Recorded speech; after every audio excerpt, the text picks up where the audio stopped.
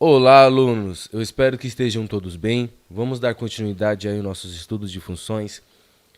No vídeo anterior eu fiz uma ressalva e expliquei para vocês os tipos de funções, tá? Então, aqui eu só vou fazer uma revisão, vou lembrar para vocês aí o que é uma função injetora, sobrejetora e bijetora e o que não é função, tá? Mas se você quiser um pouco mais detalhado, você pode assistir aquele vídeo novamente, tá? Então, uma função injetora é quando cada elemento do domínio tem um único representante no conjunto imagem, tá? Então, cada elemento do domínio tem um representante diferente para cada um. E pode ser que existam elementos sobranos no conjunto imagem. Já na função sobrejetora, dois elementos do domínio pode ser que tenha a mesma imagem, né? E não sobra nenhum elemento no conjunto imagem, tá? Então, quando cada elemento tem um representante só no conjunto imagem e também não sobra, nós chamamos essa função de função bijetora, tá ok? Então, e o que não é função, né? Não é função quando você tem elementos a mais no domínio e não tem uma correspondência no conjunto imagem. Então, isso não é uma função, não existe essa possibilidade. Se dois conjuntos tiverem esse tipo de comportamento, isso não se trata de uma função, tá?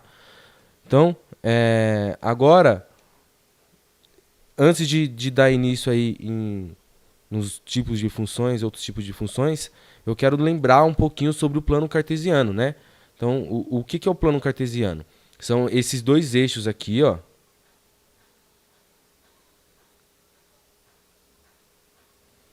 São esses dois eixos aqui, tá? Que eles formam um ângulo reto de 90 graus, né? Então, nós dizemos que são dois eixos ortogonais, aonde ortogonal é só o termo técnico, né? De dizer que elas estão aqui se cruzando em linha, formando um ângulo reto, essas duas retas, né? Então, aonde que nós enumeramos cada uma de suas partes como quadrantes, tá? Então, tem o primeiro quadrante, o segundo quadrante, o terceiro quadrante e o quarto quadrante. Então, indo no sentido anti-horário, ok? Então, partindo aqui do primeiro da direita, segundo, terceiro, quarto, no sentido anti-horário, tá? Assim são assim classificados cada um de seus quadrantes. Nós representamos um ponto dentro desse eixo de coordenadas entre parênteses, né? Os pontos eles são sempre representados por letra maiúscula. Entre parênteses nós chamamos de coordenadas. Então são as coordenadas x e y, aonde que no primeiro número aqui, dentro desses parênteses, ele se refere a este eixo aqui das abscissas, que é o x, tá? Então ele sempre vem como a primeira referência, e o segundo número ele se refere a um número que vai estar presente aqui no eixo das ordenadas, no eixo y, tá bom? Então, num gráfico, o domínio ele está aqui, tá? Num gráfico de uma função, o domínio ele é o eixo x, então aqui está todo o domínio, e a imagem é o eixo y, né? Então, a imagem ela vai ser representada aqui, tá bom? Então, só para exemplificar, se eu quiser descobrir onde está o ponto A na coordenada 1, 2, eu vou procurar o 1 aqui no eixo x, vou procurar o 2 no eixo y, aí não está bem em cima do 2 não, mas dá para entender, e o ponto é esse daqui, então essa daqui é a localização do meu ponto A, beleza? E se eu tiver um ponto B, por exemplo, nas coordenadas menos 2 e 3, o menos 2 está, eu vou procurar ele no eixo x e o 3 no eixo y. Então, ele vai se localizar nesse ponto aqui, ó, exatamente esse ponto. Então, esse daqui é o meu ponto B. Então, tá vendo que os dois números, eles são a referência para descobrir um único ponto. Seguindo adiante,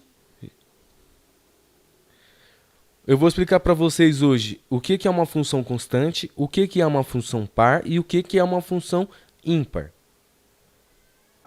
Então, uma função constante, o gráfico dela, o comportamento dela é ficar paralelo ao eixo das abscissas, ao eixo x, tá?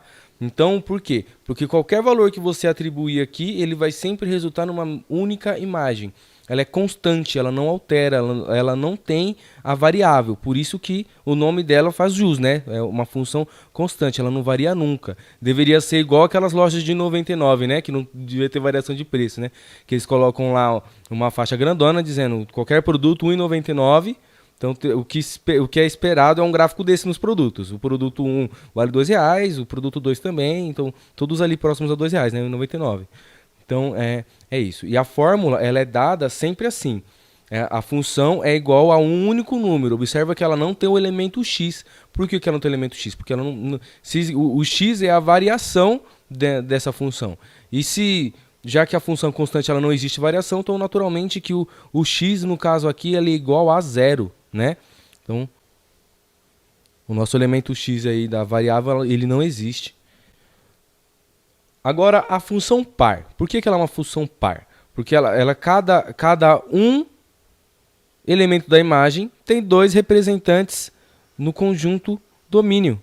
Então, o 1 aqui, no caso desse gráfico, o 1 ele parece como imagem tanto do elemento menos 1 quanto do elemento mais 1 do domínio, né? Ó, tá vendo? Por isso que é uma função par. Tem sempre dois números aqui. E a característica dele é que ele é simétrico em relação um ao outro, né? Então, a fórmula geral da função par é quando você substituir o x e ele tem que ser o mesmo resultado quando você colocar o oposto do x. Então, eu peguei aqui, por exemplo, se eu substituir zero aqui na minha função, a minha função qual que é? A f de x é igual a x ao quadrado. Então, se eu substituir x ao quadrado por zero, o meu valor da minha imagem vai ser zero e então, logo, o meu par ordenado aí vai ser na origem, 0, 0, né? Ó. Então, 0 no eixo y aqui e 0 no eixo x. Aqui vai ser o meu ponto A. Beleza, ele está em cima do eixo de simetria. Então, naturalmente que, como ele está na linha que divide a simetria, ele não tem como ter um simétrico dele, né? O simétrico dele é coincidente, nós também podemos pensar assim, que está um em cima do outro. Então, por isso que a gente só consegue ver um. Agora, se eu substituir o 1 ele tem um oposto, que é o menos 1. Então, a imagem para os dois tem que ser a mesma, né? Então, quando eu coloco 1 elevado ao quadrado, eu obtenho 1. E quando eu coloco menos 1 elevado ao quadrado, eu também obtenho 1. Então, é isso que isso daqui quer dizer. Quando eu falo que f de x é igual a f de menos x, eu quero dizer que quando eu substituo uma variável aqui na minha função e a oposta dela, os resultados têm que ser iguais, né? Ó, igual aconteceu aqui. Então, tá vendo aqui no gráfico, nós vamos ver que esses dois pontos eles também são simétricos. Então, aqui está a coordenada 1 e no eixo das abscissas e 1 no eixo das ordenadas, e obtemos nosso ponto B aqui, que eu nomeei de B. Agora, o meu ponto C é o oposto do 1, né? Que então é o menos 1, que também, né, coincide aí a imagem no 1, e está aqui o meu ponto C. Então, observa que para ser simétrico, essa distância aqui tem que ser igual a essa distância aqui em relação ao eixo de simetria, né? E isso é verdade. Então, de 0 até o menos 1 é uma unidade e do 0 até o 1 também é uma unidade. E, além disso, tem que formar um ângulo reto aqui. E aqui forma um ângulo reto. Então, eu tenho certeza absoluta que esses dois pontos são simétricos. Logo, isso é uma função par. Bom, eu fiz uma movimentação aqui com a imagem para vocês terem uma noção do que eu estou falando. Então, eu vou pegar esse eixo aqui, ó, esse vértice aqui, ele tem que ficar, e esse lado aqui que tem que ficar coincidente. Deixa eu fazer dois risquinhos nesse. Com esse lado aqui, esse com esse e esse com esse, né? Então, eu vou girar a imagem dessa forma aqui e o gráfico aqui, ele tem que ficar sobreposto. Eita, que setinha feia. Tá, tentei fazer uma seta, viu, gente? Então, ó, vamos lá, vamos movimentar aí, ó. Eu girei ele e vou sobrepor. Tá vendo que a imagem ela ficou exatamente uma em cima da outra? Essa é a característica da função par. É como se eu tivesse dobrado uma folha no meio, né? Se eu tivesse dobrado a folha no meio, o vinco seria o eixo de simetria e ele ficaria sobreposto aqui assim. Então, isso é o que caracteriza uma função par. E Por último, não menos importante, uma função ímpar. A função ímpar, ela já é simétrica em relação ao ponto, né? Então temos aí a simetria radial. Ou seja, ela tem a simetria em torno do ponto. E esse ponto aqui é da origem, tá? Quando o x for 0 e o y também for 0. Então ele tem que ser simétrico a esse ponto, tá bom? Fórmula geral da função ímpar. Então, para exemplificar aí, f de menos x igual a menos f de x, eu vou dar um exemplo numérico, porque eu acho mais fácil, tá? Então, tá aqui. Se eu pegar e substituir o zero, ele é o meu ponto de simetria, né? Aqui no eixo x. Então, ele está bem aqui. É 0 aqui, então fica 3 vezes 0 aqui. A imagem é 0, então aqui devia estar 0, 0, né? Então, foi erro de digitação, então pense que aqui tem um 0. Aqui é um 0, tentei fazer um 0 aqui.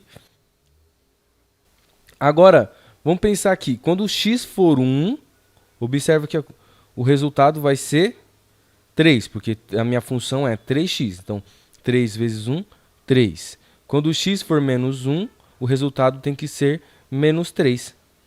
Certo? Então, aqui no caso o ponto da origem, o A. Quando o x for 1, o resultado ele vai ser 3, bom? Está aqui o meu ponto B. E quando o meu x for menos 1, o resultado ele vai ser sempre menos 3. Beleza? Então, eu fiz mais um outro jogo de slide aqui para ver se fica mais claro aí essa simetria. Então, aqui é como se você dobrasse... Vamos pensar que eu dobrei a folha 2 vezes agora, né? Porque ele tem 4 partes, então dividimos ele em 4 partes iguais, ó. Aí, se eu pegar e dobrar a folha, ela vai ficar sobreposta exatamente assim.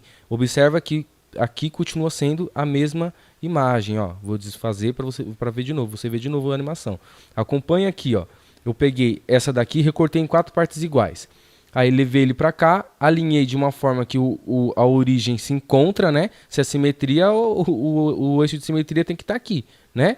Então, observa que os gráficos ficaram sobrepostos um ao outro. Então, isso caracteriza essa função como uma função ímpar, tá? Então, ou seja, ele também poderia estar assim, tá bom? O gráfico também poderia se comportar assim, que ia acontecer a mesma coisa.